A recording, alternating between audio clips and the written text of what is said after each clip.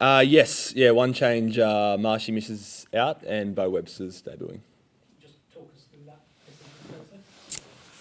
Yeah, Bo's been in the squad for a few tests now. Mitchie obviously hasn't quite got the runs or perhaps wickets that he would have liked this series. So felt like it was time for a freshen up. And Bo's been with the squad. He's been great. So it's a shame for Mitchie because we know how much he brings to the team. But feel like now's a good week for Bo to get a chance.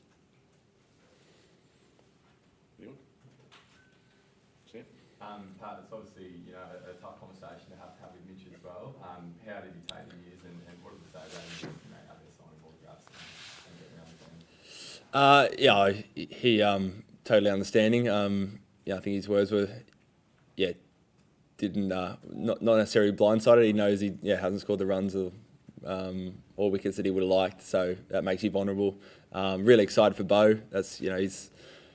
First thing he said, I can't wait to see Bo go out there and give it a crack. I think, particularly here in Australia, I think when a batter misses out or gets dropped, it's always seen as a big thing, but it's not the case. The way that Ronnie and the selectors and myself look at it is, we love pulling, a squad of players together who we think we can call on at different times, and we thought the time was right for Mitchie to have a freshen up and miss this one, but it doesn't mean that he won't be back in that team at some point.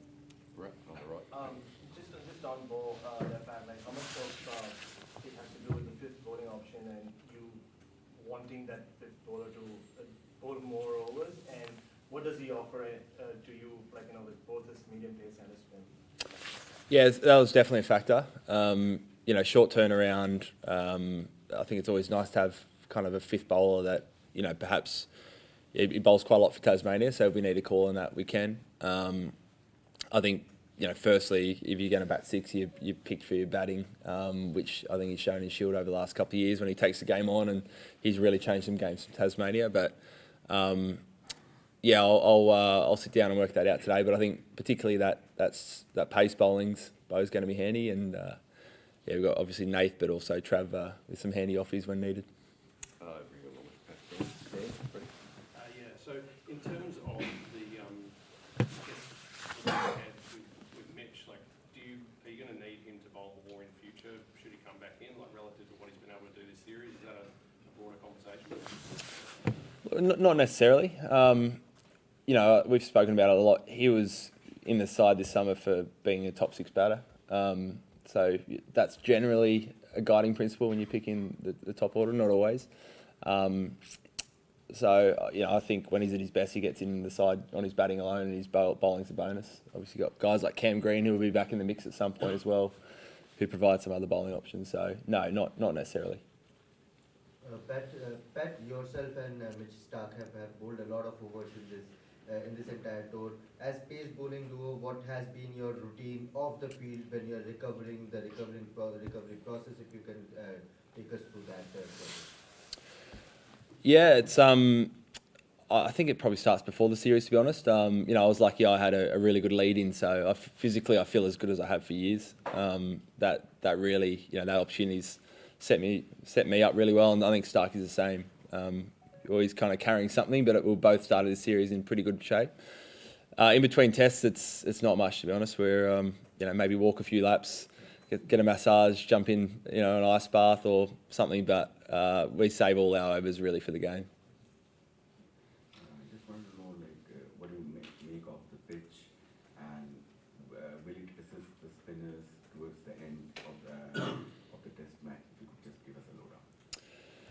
It's a tough one to know exactly. It's a little bit different to kind of the traditional SCG. I think 2 Shield wickets this year seemed like they played really well.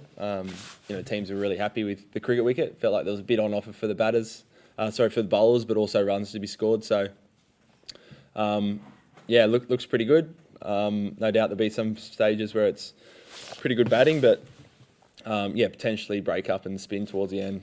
Kind of, you never really know. Weather plays a little bit of a part sometimes here as well. So, I've played, a few test matches here, but outside of that, one days and stuff. So, I'm no expert. I just want to ask that, we have seen Sam playing in a different way in Shield games also. He was defensively really well as far as defending the game. But in Melbourne, we saw him doing a kind of batting.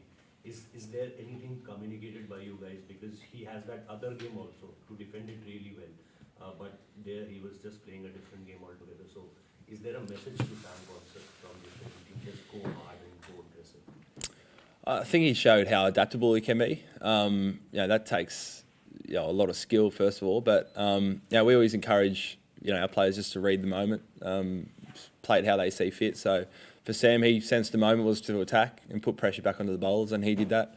It might be different this week. It might be, I'm going to play a slow game and kind of score your runs that way. So our message is always just to back yourself, have really clear plans, and back your decision making. Right, do you think that Australians are little leading into this test match, because the pressure is on India to do all the reading, because if they want to spare the series, now you guys will be fine with it, even a draw is sufficient for you to win the series? I mean, it's always the preferred position, but you go into every test match trying to win, so it's no doubt no different this week. But again, really happy with the last 3 test matches, how the boys have played. We've shown that for most of it, we've kind of been the front runner, and that's kind of the aim again this week is keep it up. Right, the last few years, the nature of the surfaces have changed, the ball, nature of the ball has changed, and therefore you don't get those big first innings score. Just not as a fast bowler, but Donny, your captain's hat, how do you do that develop? I think this venue can be a little bit different, but I think traditionally you turn up, you bat no matter what. I think you're seeing more and more teams happy to bowl if they see a bit of grass on day one.